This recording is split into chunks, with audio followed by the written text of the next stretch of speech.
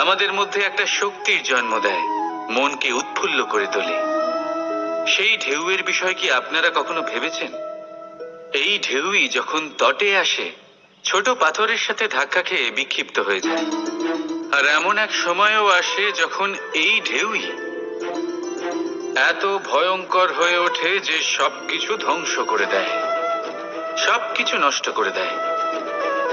এর একটা সারমর্ম রয়েছে, একটা অত্যন্ত গুরুত্বপূর্ণ শিক্ষা রয়েছে, যে কখনো কাউকে দুর্বল মনে করবেন না, কখনো না।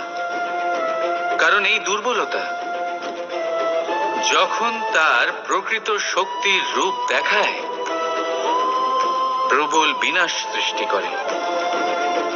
তাই কারোর বিনম্রতার, কারোর কোমলতার সর্বদা সম্মান করতে শিখুন। রাধা রাধা। যদি আপনি